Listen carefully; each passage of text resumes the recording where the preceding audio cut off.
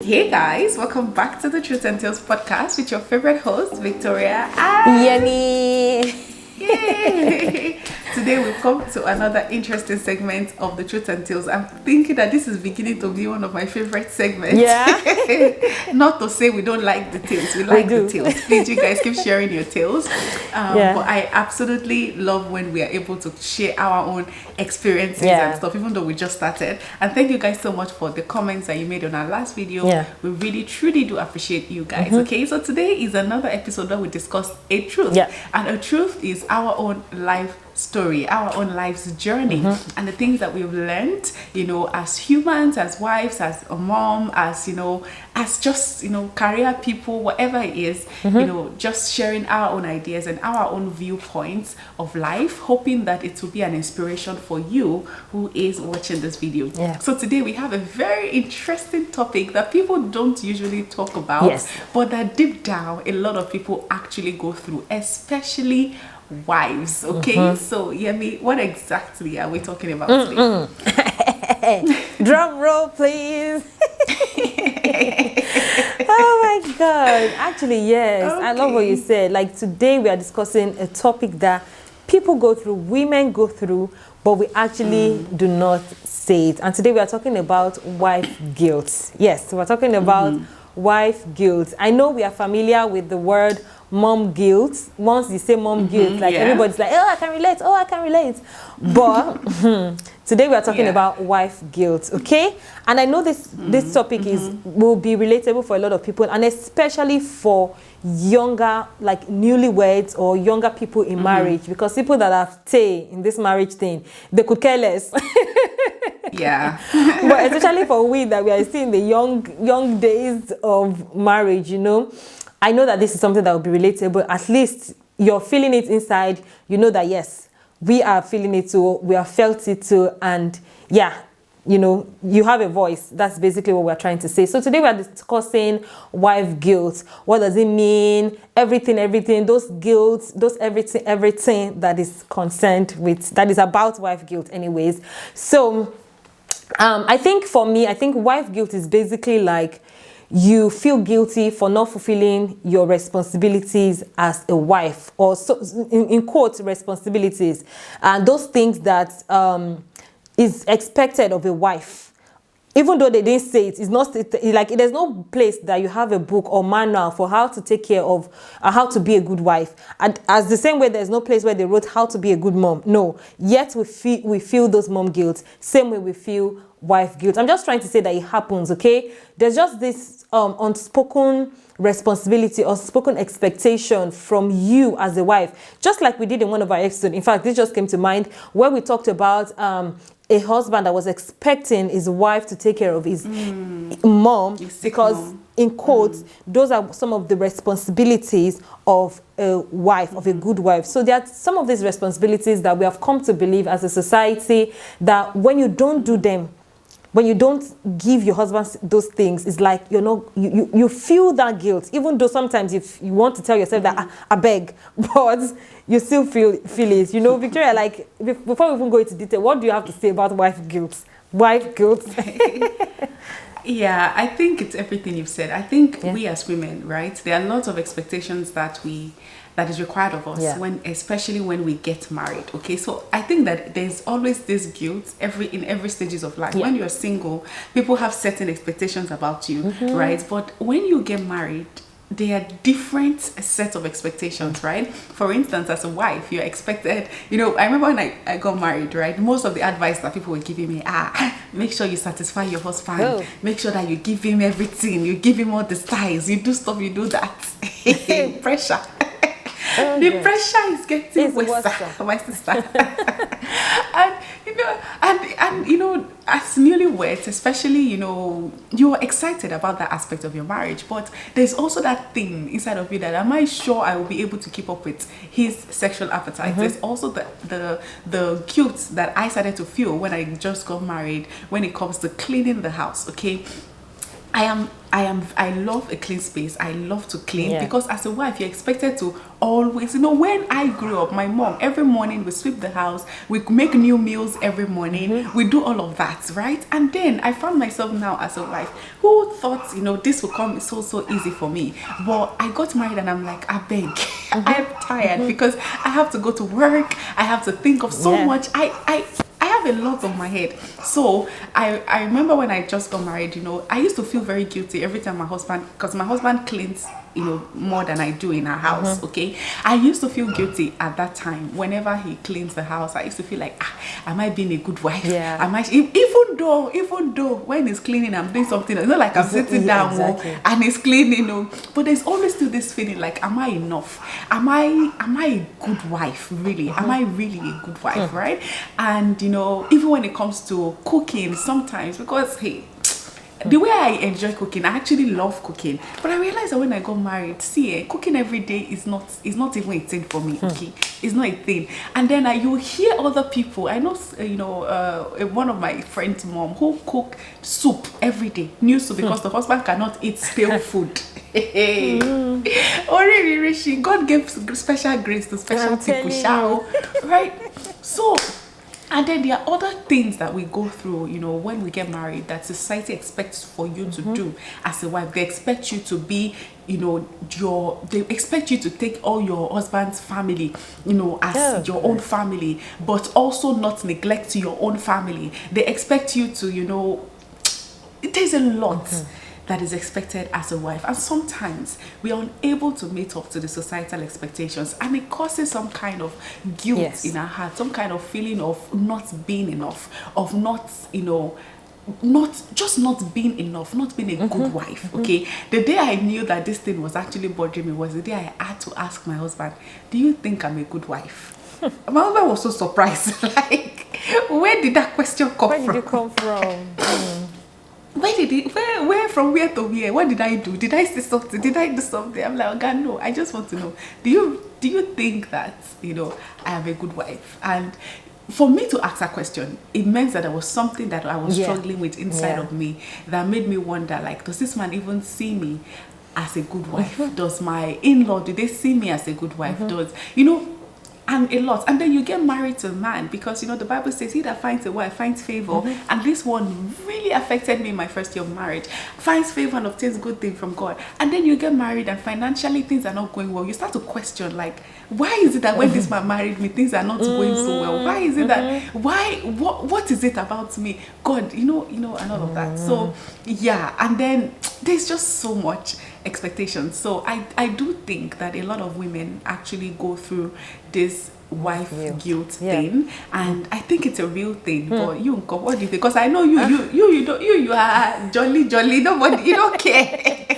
Okay, honestly, even somebody that doesn't really care, even if you are a jolly good fellow, even if there are certain times that certain things will get to you, it's just like this last one that you said. I kind of like remember that it's I didn't even think of it. You thought of it as a Bible scripture. I thought of it as this thing that I used to watch in Yoruba movies and just home videos when they will do washing of feet. In some traditions, they wash the woman's feet. I think in Yoruba tradition actually, then where they will wash in my father's place woman's feet as she's entering, so that she'll bring the good leg inside. And I remember one time when I was growing up, like when I was like a sissy, one time one woman was looking at a lady's leg, and her leg was like flat, the way her leg is shaped, like. So she now said, this one, like, I don't know whether this lady heard or not, but that woman said, I want to say, like, that the ones that their legs, that their just mark looking at their in leg. husband's house is not good, just from looking at her leg, because her leg is fat. She now said, somebody now asked her, like, how do you know the one that is not fat? She now said, the one that their leg is bent like this, like your heel is bent somehow, that is not flat. There's those ones that can, because the curve, I'm not even joking, because the curve, I'm remembering it right now, because the curve is what they call koto jegbin. I'm not even joking with you, because that space is what there's. Please, if anybody have ever heard this thing before, let me not sound like I'm crazy. If you have ever heard it before, let me know. But that's usually when a woman marries in, and you know the husband, things are not going well for the husband and stuff like that. They'll say, she has bad luck. They'll say that. Like, no, but this one is before. This one is saying that by from the shape of her head, of her leg, that you can tell. And since then, you know when she said it, and I went to one corner, I quickly checked my leg. Yeah, not checking your leg. And I checked my leg, and I'm like, oh, thank God, my leg is good. And do you know that thing was in my head? Like, now that you said it, I remember that, Even me, I'm checking my leg as you are talking. I've been seeing my leg. You guys, please don't check your leg. Please don't check your leg as you are listening to this thing. But then, those are some of the things that, you know, you have at the back of your mind. And I don't know the way it is in other traditions. Maybe there's specific tradition. There's a specific way a woman should be to be termed as a good wife, or a woman that is wifeable, or the woman that will bring good luck and all of that. So yeah, there's so many things that we carry on. Like I said, these things are just in the air. You know, the funniest thing is that some days ago, my husband and I were discussing about, he's reading a book on fatherhood and all of that, and it's just like starting to understand himself, how he was fathered, and how that plays a role in his own fatherhood and all of that. So we're now talking about how most like men are just boys because they were raised to be boys and not men, you know. And it was not like I was not telling him that the thing is that we men, from when we were young, there's just a way that is in the air that when you grow up as an adult, nobody needs to tell you that as a girl, even if, like for me, in my own house, when I was growing up, I was mostly raised by my dad. So there was no woman that sat me down and was telling me, when you get to husband house, do this, when you do this, do that. I might have heard it from aunties and living with people, but nobody ever sat me down to tell me those things. But I can tell you a lot of things about societal expectation from women in marriage because of perceiving it it's just in the air. So even if you want to say about, I didn't know, there are certain things that are just in our environment, especially cultural. There are certain things in our environment that they expect of you as the woman, and you, because that's the way we grow up, you come to, it's just there in your mind somehow that when you're not doing up to that, you feel guilty. I remember for me, I've definitely felt it, but I just don't allow those things to stay with me, honestly. For me, one is sexually. It got to a point that me and my sister and my friend and my bestie, before she called for me again, we had to think maybe there's something that they did to us. Maybe we have problem. I asked my mom if I was circumcised. I asked her if they genitally. Funny, I don't know about me, but one of those 3 people that I mentioned is actually circumcised. Oh, wow. I don't know about me because I never asked, because I was like, I beg you, don't happen. Even if they did it, it's gone. But I just noticed that it's a thing for us that I never really, like, sex was not a thing for me. Like, it's not.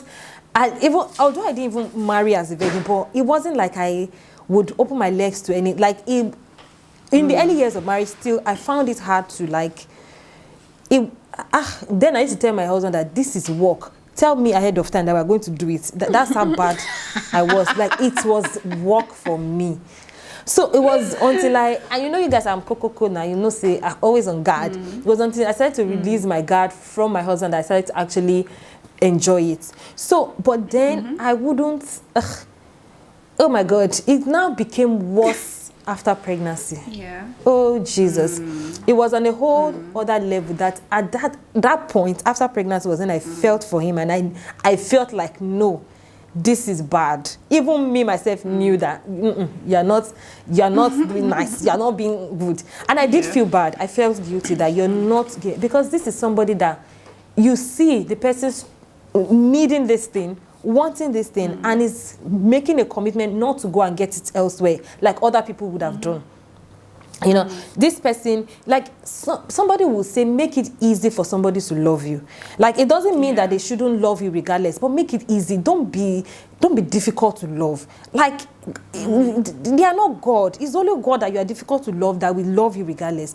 Make it easy for them to like you. So I know somebody might say, yes, it's their responsibility. After all, they've made it, make it easy for somebody to stick to their commitment with you. And that's why I felt guilty. Like, I know you're not even helping this person. And you can see. So after my first child, it was worse.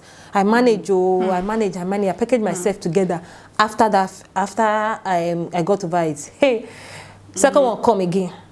It's like, I'm sure if you ask my husband to like, I should born another one, he will tell you, no, this is the end. Because the torture was real. And even me, I'm not even going back there. And no, I'm not going down that road. Never. My sister, I'm dodging it. I'm dodging it. I'm dodging it. You know, so it would take me like a whole, like 6 months for me to even feel like myself. And then 6 months, you know, 6 months. I'm telling you, it's bad. I don't know if other people can remember, but it's bad. Yes. It's bad. So it was later now that you now started to get, so sexually I have felt that cooking, oh my God. In fact, during this Christmas holiday, like since, I didn't even know that, you know, there are things that you will not know that is this bad. Like when we relocated to the UK, right, we stayed with my cousin, and she likes the kitchen. She can stay in the kitchen from morning to night. That's cooking. Cooking and cooking. And she will, no. She's not the kind of person that will cook and Egusi will be lacking a brother. I'll be lacking some butter. She will cook that when you carry one spoon like this, you will be, obstacles. No. She can cook. This Christmas, we went that was where we did the holiday and everything, just cooking. I had to tell her, in fact, my husband had to tell her that, please help me to cook bowls of soup and say, in fact, and just we carried. In fact, I've not cooked soup since I came on this January. Egusi soup, vegetable soup, draw soup, everything, because you see me like this. You see, it's not as if I don't cook. I cook and I try my best, but I'm telling you, you try your best. You can't do more than your best. And that's it. That's it. And I've come to accept that. Well, they para me. I think we get it now. But my cousin, my friend is the kind of person that if a husband is like, okay, I want to eat maybe rice, and not all the time, but on a good day, because she likes cooking. If he's like, okay, I want to eat white rice and this and that, she'll get up and do it. And she doesn't mind that she doesn't have, maybe she has not blended pepper before. Me, if I don't have blended pepper and you tell me not to take stew, because that would take me a whole lot, and I'm very slow. I'm thinking of the time that I used to, and I'm like, well, just manage noodles. And he will manage it. He will manage it, because it's like, some days he'll be like, oh, any food that is comfortable for you, that he cannot even tell you what he wants to eat. That's what my husband says every time. And you'll be like, oh yeah, what? Anything that is comfortable for you. And when you now see somebody that say, will you eat ekuru is his favorite? I'm like, yes. And you now feel like, oh, am I punishing you? And you now feel like, oh, me, on so many levels, I feel like, no. My husband is taking a lot. He's taking a lot. And I do feel guilty every now and then. But am I able to go beyond my power? But I do feel guilty. It's just that because I know, this guy, I'll just move on quickly. Don't stay there. I beg. I also think that maybe because, you have been married for a while. I think for a lot of newlyweds, it's different. Yes. Because me too, I enjoy cooking. I love to cook, and I can cook a lot of things. But you see, my husband, the person I married, it does not encourage me to cook. It's that person that you will ask, what do you want to eat? And he'll tell you what is available, what is around, what do you have? And sometimes I'll even go as much as telling him, okay, do you want this or that? We say, whichever one is okay, whichever one you can is okay for you. I'm like, oh guy, you are not helping me. So sometimes I'm like, whatever, because I'm also a person that I don't like to cook for myself. I like to cook for people. So when I got married, I was expecting that I'll be cooking for my husband. But you see, my husband is what he said that he eats. If you give my husband bread today to next year, he will continue to eat it, because that's what is there. So I have to extra. But you see where the problem now is, because I remember there was a day we went out just like you, and this lady cooked this rice. This rice was really nice. Okay, it was really, really nice. But I was hoping that my husband is not enjoying that rice. So can you imagine? So, because my husband was eating that rice as if he has never eaten rice before. So when he finished, I'm like, you enjoyed that jollof? He said, the jollof, it was, I know the way men, I think he already gets what he gets with me. It was like, but it's not like your own. I said, stop lying. Stop lying, because and And I don't know why I felt bad, because this person is a caterer. That's what they do for a living. So obviously, they have to put a lot of effort into their cooking. But somehow, I just cannot want to believe that my husband finds somebody else's food nicer than my own. Don't even bring it. Don't even. You understand? Yeah. So those are the little things. That I think there's one more. There's one that I think is very important that we talk about, and that one is very common, and you see a lot of women actually guilty about that, is with fertility and childbearing. I know. It's one is I told you, because I told you. No, I recently have when I also just got married. Now, very first few years, sometimes I will see comments on social media, and I told you of the man who he left so much comments that I started to ignore him. That he went to my DM on Instagram and literally told me that if I'm not careful, they're going to chase me out of my husband's house, and stuff like that. And I looked at this message. I showed the my husband. My husband said, he's a fool. Just block him. My husband blocked it. The effrontery. Go ahead. The effrontery to go back to somebody's DM to say that. It's honestly, and you see, because it's the gods. I know somebody that of recently, I'm not going to mention it, but I know somebody that, and it's not even one. I know somebody in the past, that in fact, as I think about it, another person now came to my mind. Because they couldn't, they didn't have a child at the time, all the blame, and the women, and now I'm not talking about the women too felt like they are the ones with the issue, and they started to feel guilty for not providing their husbands a child. You feel guilty that I've not given my husband a child. Because society expects you that when you get married, they start to count it. They start looking at your womb. They literally start watching to see if there's any changes. Just say, because you are the one carrying it means that problem. You are the one that must push it's just like you will do baby, you now touch your stomach and then baby such that even I think it's the wiring. That's my own emphasis now, that even in our it's the wiring. That's how and then we feel guilty for not, this person, this person I'm talking about now. The husband left her saying that you did not give me a child. Now she is, and she was heavily medicated, heavily trying to take medications. I know somebody very close to me who has also gone through that phase, but she kept on trying to say that no, it is not you that people will say you are the one, but it is me that and this. Even though these two people are no longer together, these first people that I was talking about, she would go into a marriage. Let's just say if she ends up getting married again, she has maybe a delay of 1 week. She'll start to think, my problem has come again. Because that's the way those when you feel guilt is a very terrible emotion, and that's how this one honestly, let me just keep quiet. I think you're right. I know somebody also, we've actually been talking for a while, and she's called me several times. She's hospitals upon hospitals, drugs and medications, especially women who actually have health issues. Because this is the thing, when I hear people say you didn't give me a child, nobody, is God that gives children. The Bible says that children are heritage of the Lord. God gives children. And sometimes there are a lot of people who have unexplained infertility. That nobody has an explanation. The doctors don't have explanation for it. Yes. That's just the way it is. So it is not your job. It is not your fault, basically. You didn't create yourself. That's what I keep telling her. You didn't create yourself. You are not the one who, this is not something that you would wish for yourself. So if for any reason, even if it's health reason or whatever, you're able to, you just have to wait, treat yourself, pray to God, and if it happens, it does happen. And if it doesn't, maybe God did not write that you will, because I believe that every woman, there is no woman that was barren in the Bible, and if it is God's will that you will have kids, you will have your children. But the pressure that society puts on women and the pressure that we put on ourselves, I said sometimes it's our wiring, because I remember there was this couple that I know of. I know they've been married for a long time, close to 15 years.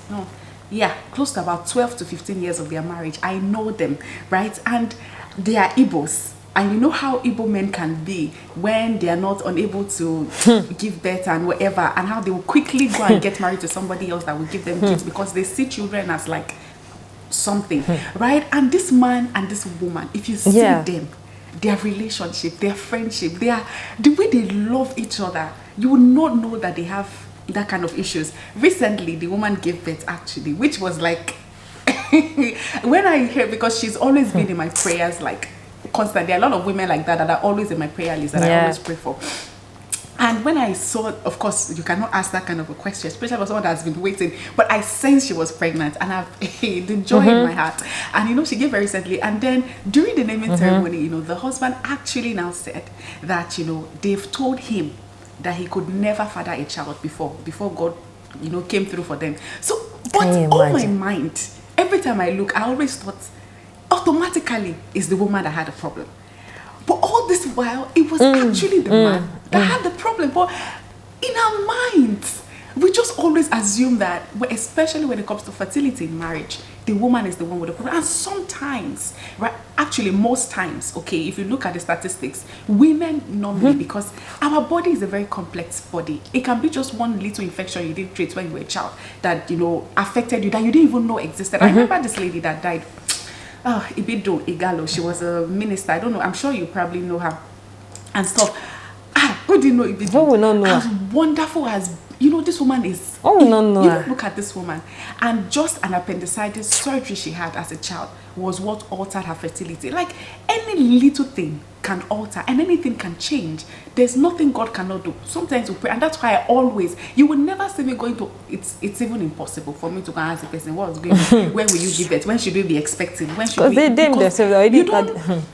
Exactly. But seeing women who, you know, nothing is wrong with them, but the first time they tried, they didn't get pregnant, they're already worried, they're already going from one hospital to the other, and sometimes it's even when they are moving from one place to the other that something now happens to them because of all the things, just because they are under so much pressure, because people are beginning to ask, they are started to call, what's going on, Alpha, are you pregnant now, you know, and stuff like that. And you know, I understand, especially as Africans, right, that when you get married, people expect you to have kids, but again, people that I know there are people who choose. I remember there was this lady, Torera. I follow her on Instagram, and she said she did not want kids for the first 5 years of her marriage. And people cannot just understand that you don't want kids now. George, yes, that she didn't. She just was not ready. She didn't think she was ready to be to be responsible for another life. You understand? And people would see her and feel sorry for her. Funny enough, she was in my prayer list too for a long time. You understand? So, but I was praying for her, but I didn't know that she didn't even want it. You get that? But people who they are okay. But because first time, that's why when I see people saying, when people come out to share about their infertility TTC journey and stuff like that, people say that which day did you get married? Is it not just how many days, how many weeks? You don't know the pressure that women are under. You don't know how many, you know, imagine now you get married last week with your friend that got married a month after you already has a kid, but you have not gotten pregnant yet, or stuff like that. It messes up with your mind. See, I don't like to talk about the fertility aspect because people don't understand what women actually go through. You think that you want them to have kids more than they want to have it by themselves. Exactly. My dear sister, you don't know how many tears they've cried. You don't know how many things that they've done. This lady that, in short, she got pregnant recently after waiting for that long, and then she lost the pregnancy. So there are women who you think they've not had, but you don't know. I know someone who had multiple what are they calling it, miscarriages every time she tried. So once with IVF, and you know how much you spend to do IVF, and then you get miscarriage, and one nonsense person will come to your comment section and tell you that, hey, when are you going to? You don't have an idea what people are going through. And that is not just even about the outside. The woman is already feeling worse about herself. She's already feeling she's not woman enough. When you listen to stories of women who are waiting to conceive, you realize that even they themselves, nothing you can tell, there's nothing you can say to them that they have not said to themselves. So that's why, and that's the thing, it's something that you cannot make happen by yourself. It's God that gives children.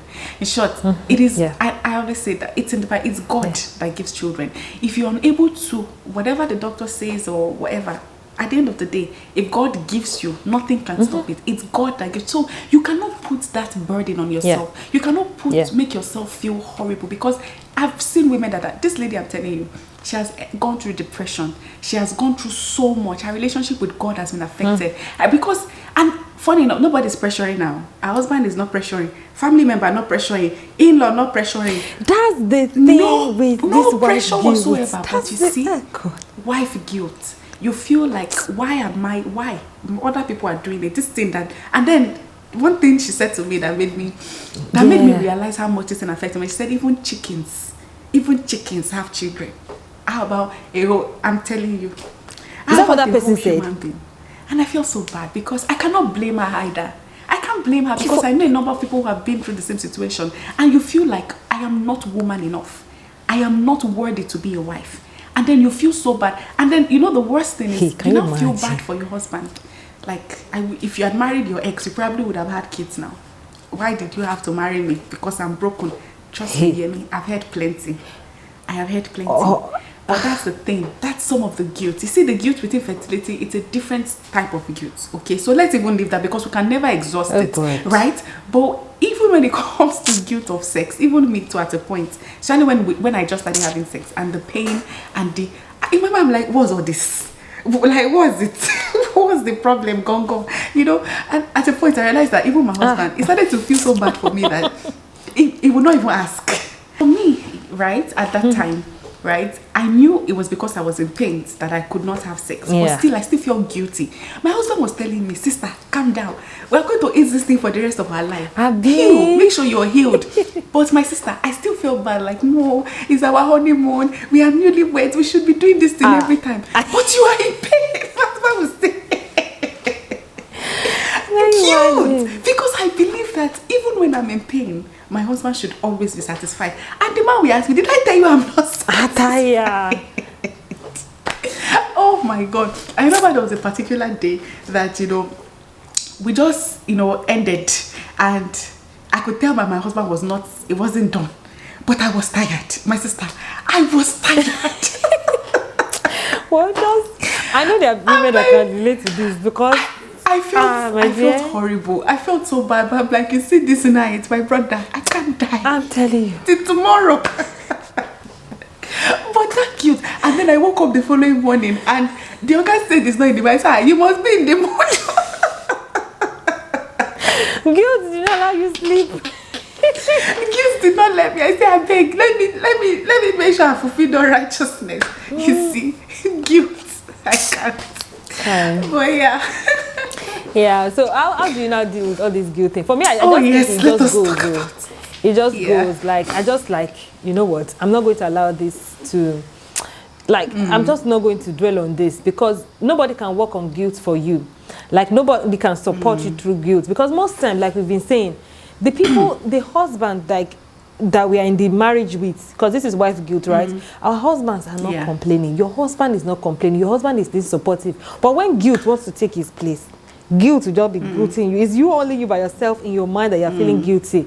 Just the way, no matter how much help somebody offers you with mom guilt, you will still continue to feel that guilt unless you decide within yourself. So for me, I just decided that, you know what, I'm trying my best. Like I said, it's not as if I'm not putting my best.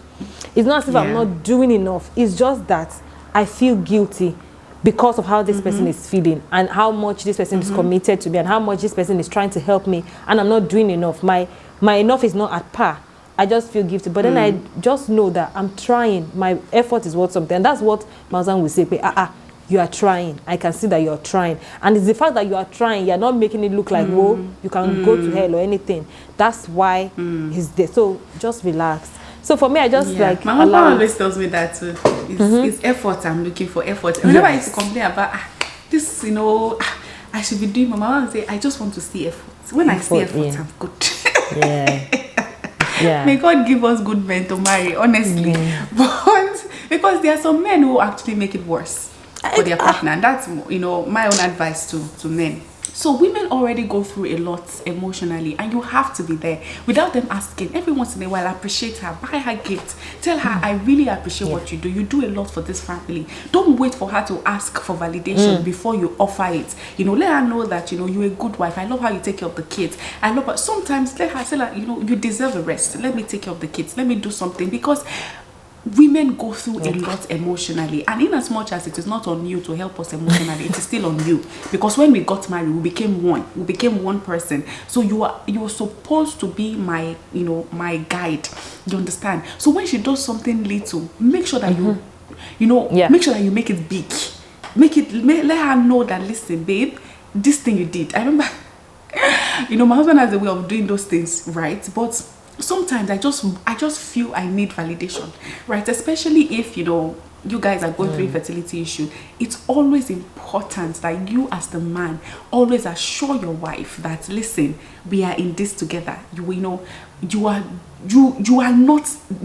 cannot wish this on yourself. You are not the reason. I am here. I love you regardless. I didn't marry you because of a child. Unless you married her because of a child, because that's ridiculous. You can get a child anywhere. Okay, so let her know that your worth to me is not because you can give me a child or not. You are worth more than that to me, and I understand that it's God that gives children. And you agree together. You encourage her, right? I know somebody that every time during her period, it's always a mess, you understand, because she's trusting God. And Pastor Mildred used to say that, and that's why I love that woman a lot, right? She talked about when she was waiting on God and how the husband was like, listen, all this one you are saying is your own. She will go to hospital, pillar to post, go everywhere. The husband will not stop her, but he will tell her, me, I will not follow you anywhere, because I know more than I know my name that we will have children. It took them 8 years, but eventually God always comes through on his word, right? It took them 8 years of her, declaring God's word and everything, stopping all doctors' visits. That might not be your journey. For some people's journey is IVF, some people is adoption, some people, God wants you to adopt kids, not to have them, right? But whatever the situation is, you need to be that support. And you as the woman, you need to understand that you are enough. Your identity is not defined by your ability to be a mother. Your identity is not defined by your ability to cook, to have sex every time and stuff like that. Do your best. That's all I can say, because you cannot be giving the barest minimum and be saying, I cannot keep myself. This life is nothing. My sister, do your best. Give it your best. But, but as long as you've given your best, leave the rest to God. Okay? Don't let anybody pressure you. You see, if anybody pressure you this year, you know what you go do? Block them, delete them, remove them for your contacts. Block them. Don't pressure me. Anyway, so yes, Yemi, what do you think? Honestly, you said it all. Like, what is there to say? Like, no, you've said it all. Like, that's just it. There's really nothing to add. The husband, and I love that it's very balanced, even to the husband and even to the wives. It's very balanced. I don't think I have anything else to add to it. I think you're trying to. It's me that you're trying to attack with that your closing statement. I mean, it's me. I don't know if you feel attacked. I will block you. That's on you. I will block you. You will see. I will block you. Block me, if you want me to block her, leave it in the comment section. But anyways, that's all we have for you guys on today's Truth. We hope you guys enjoyed the conversation. We hope you laughed and learned from the conversation. But let us know in the comment section, have you ever experienced any wife guilt? Maybe yours is different from what we have said in today's video. Let us know in the comments. We would like to hear from you. And let us know how you deal with this wife guilt of a thing, okay? Let us know how you feel about it, okay? And if you have any questions for us, please don't forget to drop them. Leave your comments, leave your questions in the comment section if you feel comfortable. And if you don't feel comfortable, you can always send us a DM on Instagram. The handle is still Truthandtales. Yeah, Truthandtales. And you can even check the description box. All of these details will be in the description box. And yes, our podcast is available on all your podcast platforms, on Anchor, Google Podcast, Spotify, Apple Podcast, and so on and so on. Okay? Yes. And don't forget to subscribe if you're yet to subscribe. Follow us on our personal channels, Yemi Ayodeji and Victoria Fash. And yes, that's it for today.